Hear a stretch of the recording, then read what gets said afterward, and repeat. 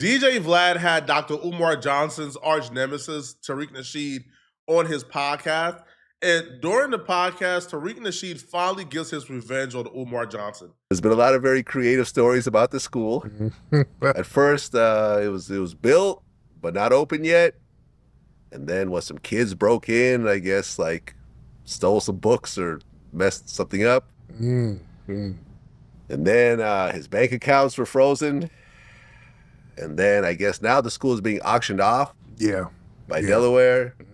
And latest I checked, he's doing $500 lunch dates. You heard about this? I heard about it. I talked about that. This is how you know Umar Johnson has hit a catastrophic new low in his journey to being the internet's biggest locale.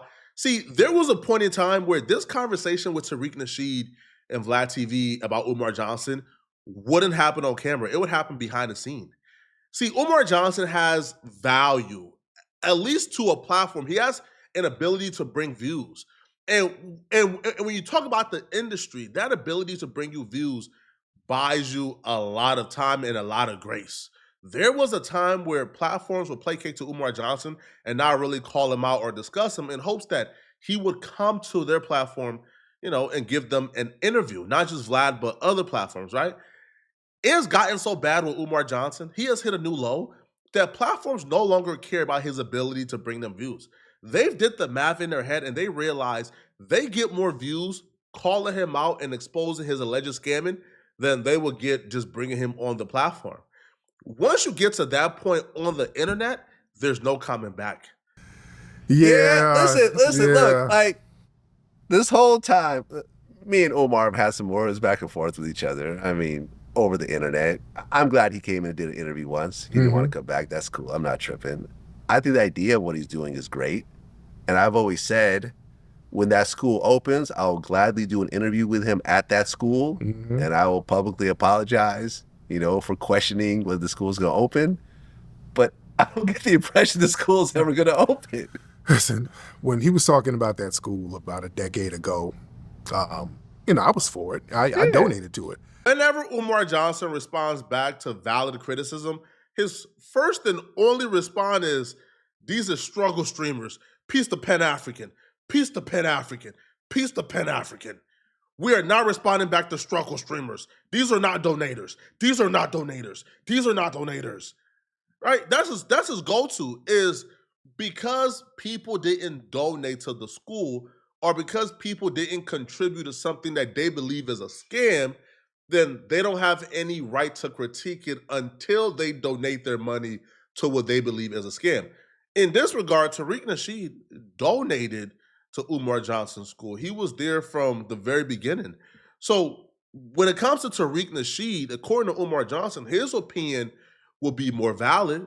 His opinion will be credible because he's a donator to Umar Johnson's school. Hey, I said, look, to be honest, I don't think the school is happening. I said this about around 2017. And, Umar we fell out because he started kind of attacking me publicly. And, I helped the guy get the truth. Yeah, he started attacking me. And then I started getting in on him. So we fell out. And, I told people back in 2017, I said, let me keep it a beam, man. That school ain't never going to get built. That's just, don't ask me about it again. That's my opinion. It ain't going to get built, man. If it's going to get built, it would have been built already. It don't take that long. I have something called the Hidden History Museum here in LA. We raised money, made $1 million in a month. I opened the school a year later. I mean, not the school. I opened the museum a year later. It's open now. People can go down. Yeah. So you can get, if you want to get something open, you can get it open. This is where I give Umar Johnson some type of flack. A museum is drastically different than a school. The purpose, what it takes to open up a museum, drastically different than a school. The upkeep for a museum, drastically different than a school. A school will require a lot more work from my perspective. A school requires a lot more effort.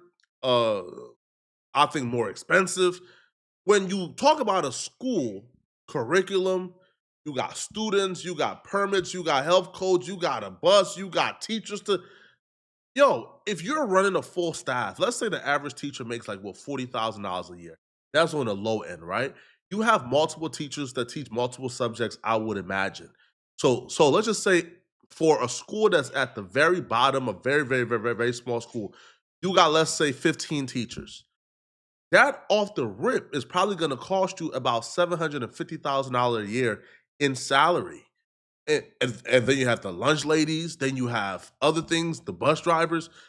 Yo, it's going to cost you at least $1 million plus a year, and that's on the low end, to run this school and to upkeep it. And if you're talking about a small school for Black boys that come from impoverished environments, where are they going to get the money to pay tuition necessary to keep this school running? And the school is not going to run off of donations. So in that regard, Umar Johnson and his idea of a school, by his concept, is impossible.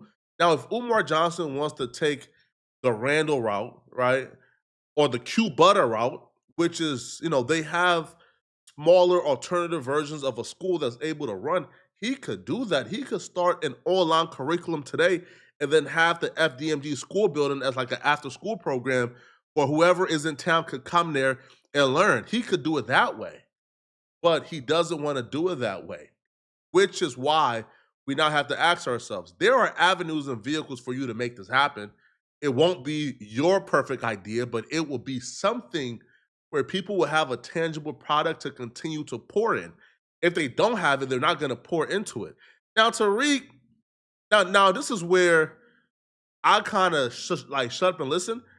I have not been around Umar Johnson extensively. Tariq Nasheed has knew Umar Johnson for over a decade. So he's about to repeat a sentiment that we've heard from Umar Johnson, ex-spiritual wife. Yeah. Because in fact, he even said for that $500 date, just send money to the FD, was it the FDMG. And the FDMG. I'm like, you're already date money through the school. Yeah, man. Yeah. I talked about this the other day, man. When you're getting into antics like that, we're gonna do a donation for a date. They kind of make the movement look very unserious. That makes, that just kind of bastardizes the whole movement. And Umar don't have to do all that stuff, man. He's a brilliant brother, man. Very smart guy. But all of the antics and the theatrics, I think it's some other stuff going on there. I really do. I really think there's some other stuff going on. I don't want to say what it is, but I think there's some real serious stuff going on. Tariq Nasheed isn't the first one to allude to Umar Johnson drug use. To be honest, do I feel like Umar Johnson is on drugs? I can't really see it, man. Umar Johnson is so eccentric. Umar Johnson is one of those dudes who just operate life a little differently.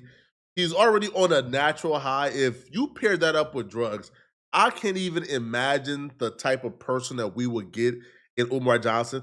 I feel like his natural high is enough that where if you enhance that, that's almost like debilitating crackhead behavior.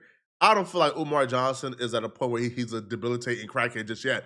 Now, Umar Johnson has claimed that, he has allergies, which is why he sniffles a lot.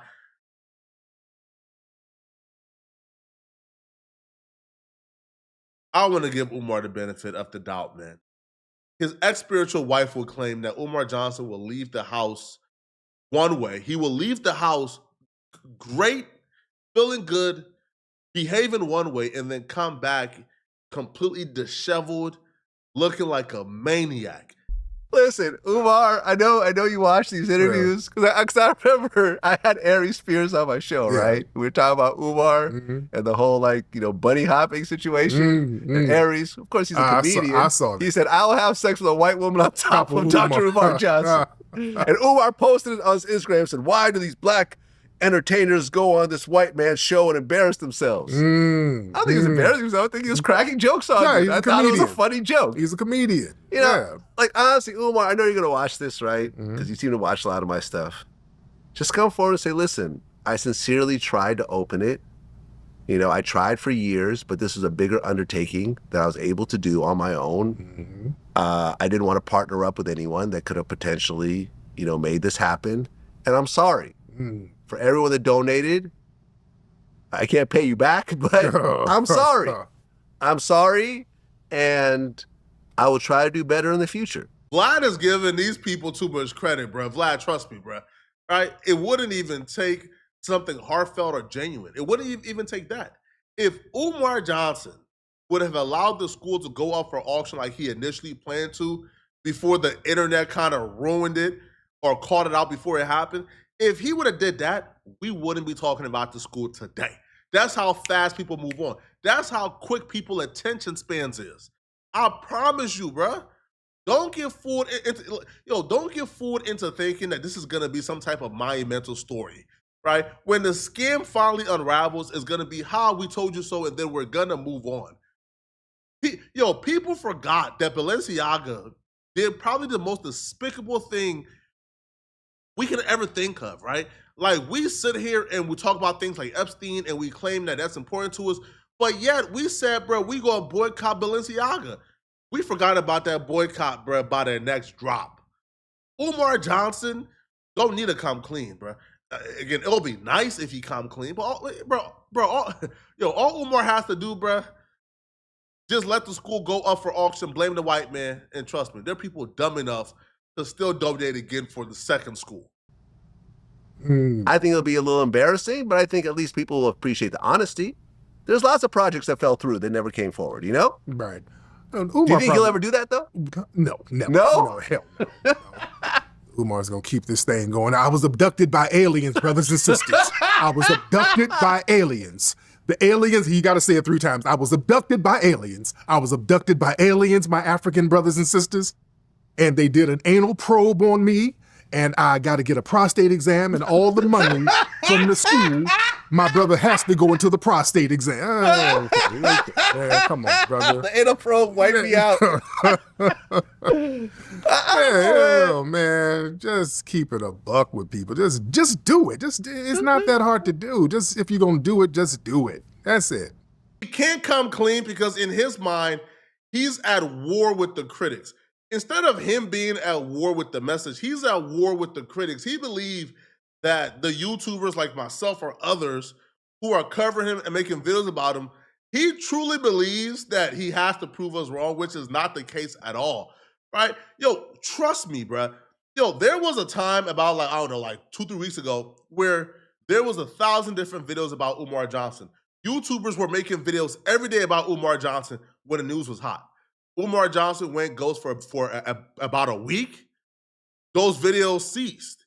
Some people, man, they're so thirsty. Their entire content is surrounding Umar Johnson. They have to bring back content from 4 years ago, man. Umar Johnson, you're not in competition with us. You're in competition with yourself, and you owe it to your donators. Now, I donated to Umar Johnson School at some point. I was hoodwinked too, right? But at this point, bro, I feel like most people have given up hope to where you don't even have to stick to this, I have to prove I'm wrong. If you come out, concede defeat, move on with your life, and stop feeding into the internet, people will forget and move on. Now, it might come up in a lot of interviews you do, but I'm sure you could spin it. Like, you're Umar. Spin it. Now, they would also touch on how Umar Johnson's message within itself is hypocritical at its core. They will talk about how Umar Johnson is opposed to bunny hopping. Now, but the school itself is named after Frederick Douglass, who became a bunny hopper at some point in his late age. Now, Umar Johnson has spoken on this in the past. He made a lot of excuses for it, to be honest.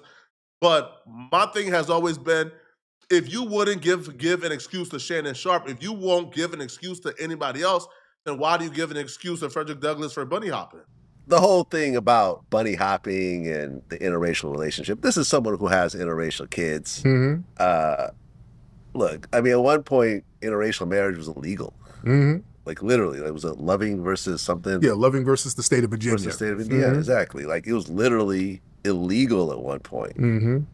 To actually marry someone that you love who's a different race, not even a different race, black and white. That, that whole thing is just nasty to me. What do you think about the whole interracial thing? It's interesting. I don't knock it now. All the women I've dated were black, and my lady is black. She's mixed, but she's black. Right. Well, I mean, according to Umar Johnson, is that like a no-no? Are you not supposed to date mixed women? No, I mean, no, you can. I mean, they're black. I mean, because he's talking about Frederick Douglass, and Frederick Douglass was mixed, and You know, Frederick Didn't he Douglass. say he was related to Yeah, Frederick which Douglass? isn't true. And the family said, no, you are they're not. Right, right. And Frederick Douglass had a white wife too. Oh, okay. A lot of folks don't know that. His second wife was a white woman. So, you know, I don't... Wait. So he was... hold on. That just hit me. Think about it. So he claimed... Well, he's naming a school after a man who was bunny hopping. Yes. He's... Frederick Douglass University. Frederick Douglass had a white wife. Yo, I ain't gonna lie, bro. I like Vlad, man. I like this new unapologetic Vlad TV, bro. Yo, Vlad been giving these ninjas hell, man, as of lately, bro. Vlad has gotten to a stage, and also too, bro, it comes with age as well, man. When you're like 50 plus years old, you no longer care what people got to say about you. Vlad has gotten to the age where, bro, Vlad don't give a F no more, man. The age and the income level, man, where Vlad just giving it up. Now with Umar Johnson, see one of y'all, man.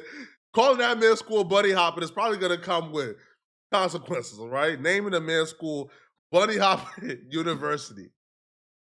Yo, it's gotten to a point, man. Yo, it's irreparable damage, man. You can't come back from this, man. Just stop right now, man, while you are a tad bit behind, okay? Let me know in the comment section, what do you guys think about this, man? Do y'all believe that Umar Johnson is scamming or not? Let me know in the comment section, okay? And if you're still watching, click on this video right here on my screen to find out what information Wack 100 has that he believes will end Young Thug career when he releases it. Click on this video right here to find out what I'm talking about. I'm out of here, folks. Peace.